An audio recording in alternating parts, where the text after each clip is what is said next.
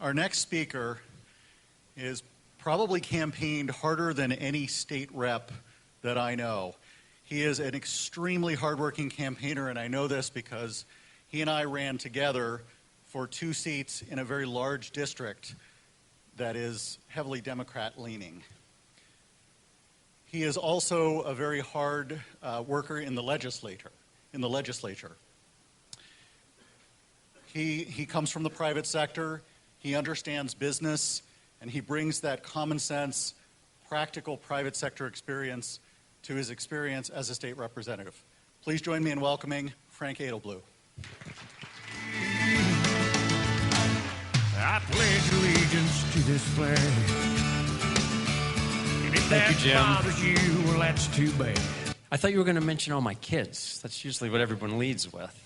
But thank you, Jim. Thank you, Diane. Thank you for everyone who put this event on. I certainly appreciate the opportunity to come here.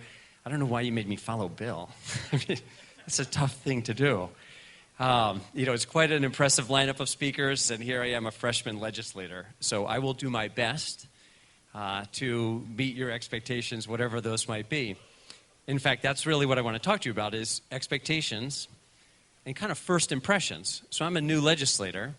Didn't have a whole lot of expectations when I got up to the House.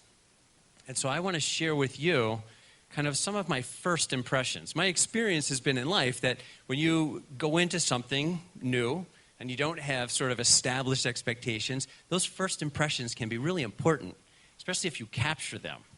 And so that's really what I want to share with you today. Now, it's intimidating to do that because we've got a lot. I'm looking out across the audience. We've got some really experienced legislators out here. So all I could do is tell you, this is kind of my impression. But the people in this audience have a legacy of passing good, effective, conservative legislation. And I'm proud to even be able to work alongside some of them at this point in time. Now, again, it was mentioned my background is business. So I come from that world. That's my domain. That's where I've spent all of my time. And in the business world, one of the things that separates a good company generally from a lousy company is you have to have a good vision for where you're trying to go. And then you have to have a really strong strategy for how you're going to accomplish that vision. And so when I got to the State House, I assumed this is where we would be. I assumed that we'd walk in, we'd have a great vision, and we'd understand a strategy on how we're going to achieve that. Now, in some respects, we do have a vision. We've got a platform, although it's now called, what is it, the new name? We call it the Statement of Principles. Strange. Okay, but we have a bit of a vision. It talks about jobs and the economy and education and healthcare. And I don't really want to talk about the vision because really what I want to do is I want to focus on this idea of a strategy. So what is the roadmap for how we're going to achieve that vision? Should we expect that we're going to achieve that vision in 1 year or in 10 years or in 5 years? Do we assume that in order to achieve the vision, our only strategy is we elect good people and we send them up there, and that alone will result in the achievement of that vision? I'm not sure that it will, honestly. So we have to figure out how we're going to get there. And again, I would have expected that some of that would have existed. That I'd get there and, I'd join with all of my colleagues and we say, here is New Hampshire 10 years out. And here's how we're going to get there. And here's the role that you can play to try and bring people to that vision.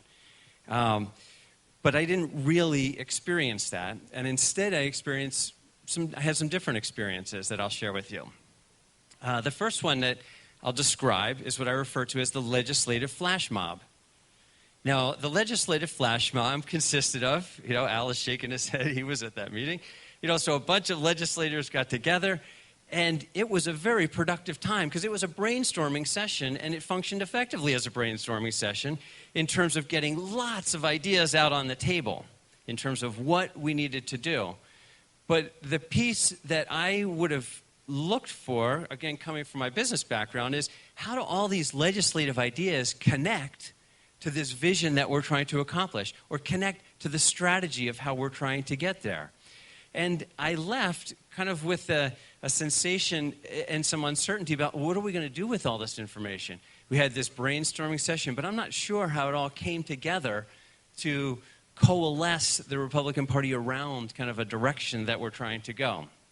But shortly after the legislative flash mob experience, we'd enter into what I refer to as the legislative gold rush. Oh yeah, this is fun. You get sworn in on December 3rd, and you have about 3 weeks. And so what happens is all of the legislators, 24 senators, 400 reps, we descend on the Office of Legislative Services, and we, OLS for the initiated, and we basically get them to craft 1,000 bills for us. 1,000 bills. That's a lot of bills, right? Now, some of these bills are very well thought out, but some of them are nothing more than a twinkle in the eye of the legislator, kind of an aspiration. They woke up that morning, depending on what was had for breakfast. That's kind of the direction that goes. And so I think we need to really consider this legislative goal process, and is this, kind of what it is that we're trying to do.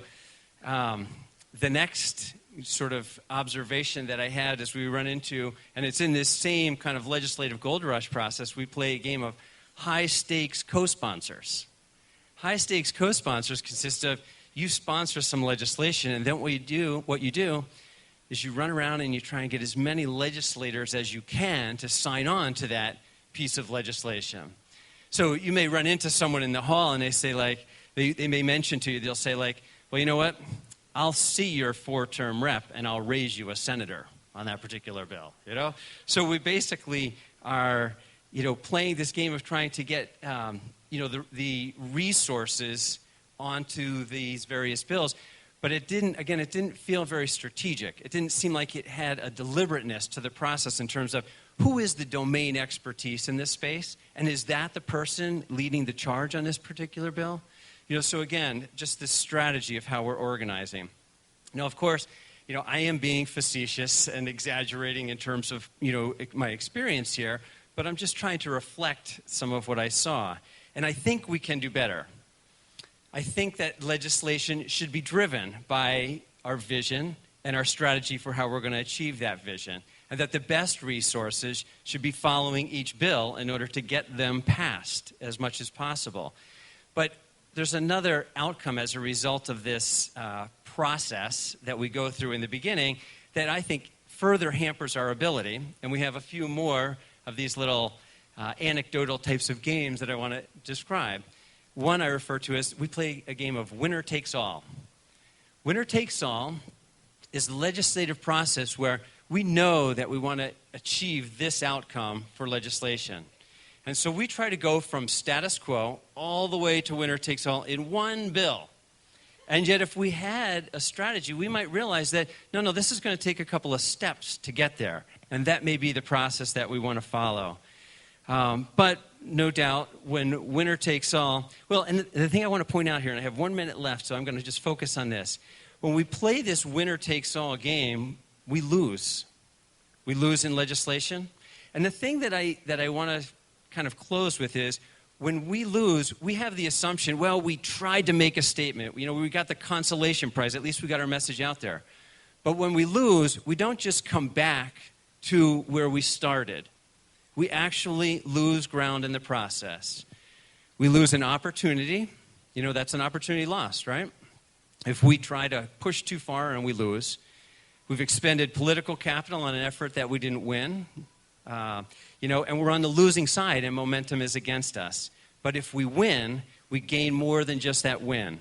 We have capitalized on an opportunity, we have effectively deployed our resources, and we've turned the game. We are now on the winning side, and the momentum is with us. And so that's what I would like to leave you with as a freshman legislator. Thank you so much for having me here today.